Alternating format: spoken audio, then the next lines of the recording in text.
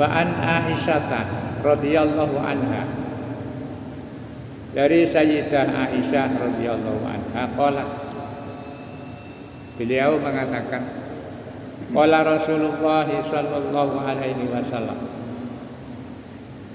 kata Aisyah, Rasulullah pernah bersabda, idza anfaqatil mar'atu, jika ada seorang wanita menginfakkan min ta'ami baitiha, berupa makanan yang ada di rumahnya, ghairu mufsidatin, yang tidak berlebihan, kana laha ajruha, maka dia mendapatkan pahala infak tadi. Di rumah tangga itu kan biasanya urusan makanan itu kan ibu-ibu.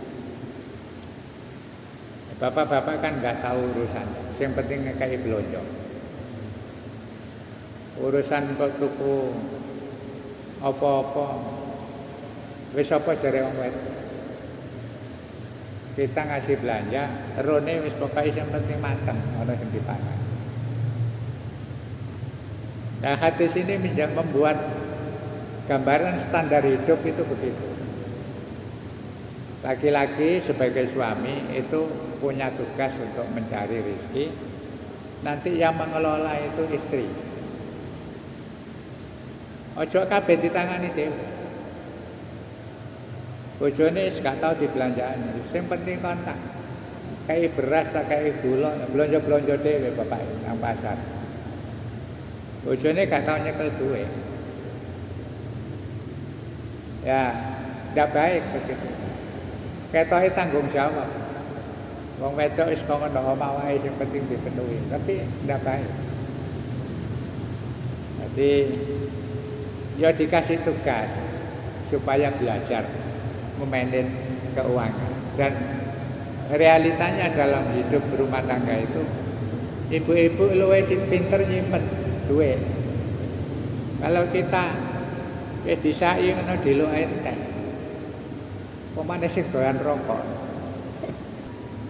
Lah Rasulullah bilang, kalau ada ibu-ibu seorang wanita terus sedekah dari hasil makanan yang dia masak, asal tidak berlebihan, tidak sampai mengurangi jatah suami dan anak-anak.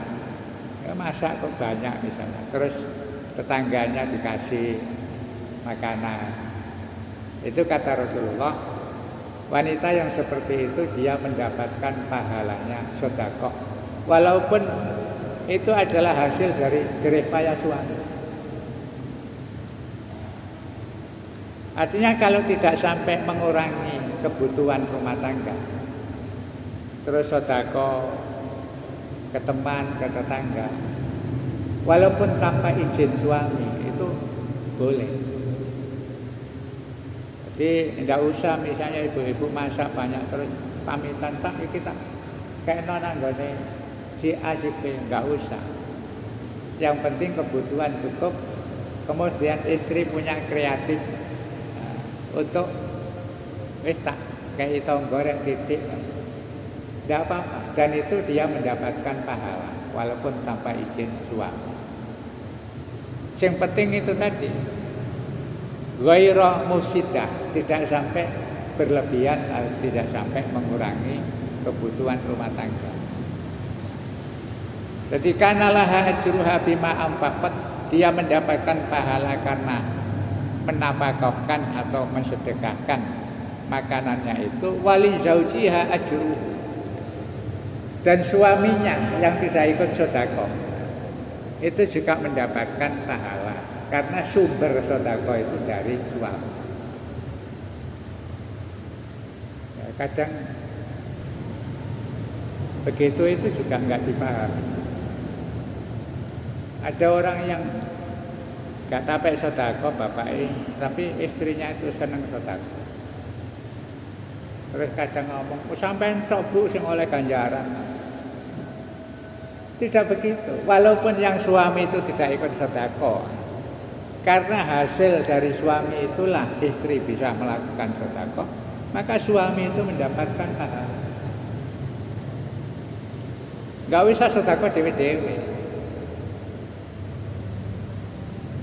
Dulu itu ada orang itu kalau sedekah dibagi. Saya nggak usah nyebut nama. Di Wonocolo itu ada zakat gitu. Ya, memang kebetulan alirannya berbeda. Wis Bu, iki bagian anu tak kekno kono. Sampeyan kekno kelompok sampean dhewe. Dibagi. Ndak usah begitu. Padha wae. Sing lanang sing wedok yang penting masing-masing itu ikhlas. Istrinya sedekah, alhamdulillah, bojoku kok iso nyimpen gawe sedekah. Itu kita dapat pahala. Nah, suaminya juga begitu. Sedekah, istrinya memahami. Gak apa belanja kurang-kurang titik kayak sedekah. Istri juga dapat pahala. Jadi dalam rumah tangga urusan keuangan itu ndak ada duit lanang duit wedok. Nanti kadang-kadang ada begitu itu. Oh, pegawai negeri itu saya dulu sering dengar begitu. Oleh duit di luar gaji rutin, oleh bonus apa istilahnya sekarang rimpun. Kadang-kadang ana sing wis iki duit lanang rek. Aja sampai wong wedok. Itu menyalahi hadis Nabi. Sehingga harus belajar saling percaya. Ini bayarannya wis gak ono bonus apa-apa ya diwara. Wis Bu iki sampean wet-wet. Dicukup-cukupno. Kok ana oleh bonus ya dikekno. Nah, laki-laki yang nyimpen kebutuhan wis gak usah berlebihan. Yang penting nek nang ndi aja sampai bingung misalnya terus gak ono duit belas sembarang jagano istri juga ndak baik. Jadi ada pemilahan. Sebagian kasihkan istri, sebagian lagi ya untuk keperluan-keperluan yang sifatnya mendadak. Jadi hidup itu kalau mengikuti tradisi kehidupan Rasulullah ya enak. Sedekah barang itu walaupun istrinya kreatif untuk ngasih-ngasih, yang penting urusan rumah tangganya nggak sampai terkendala, itu juga suami dapat pahala. Artinya wali zaujiha ajruhu bima kasabat. Suaminya mendapatkan pahala atas apa yang dilakukan oleh istrinya. Jadi kalau suami yang baik itu bojone kok loman, sering ngasih sedekah, harus alhamdulillah. Alhamdulillah bojoku kesik mikirno.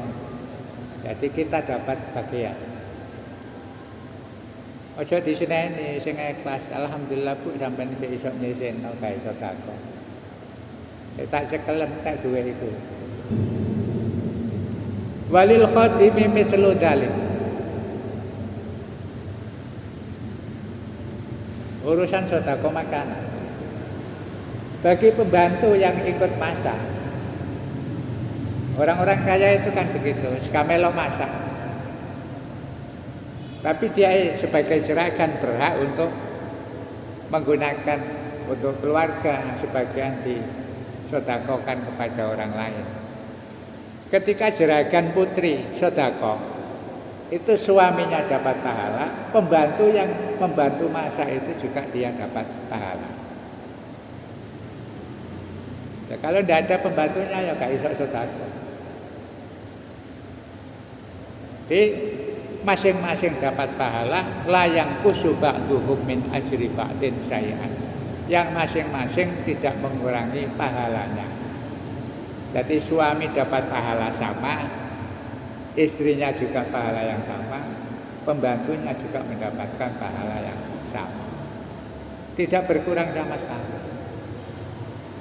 Itu namanya barokahnya kerjasama dalam berbuat kebaikan.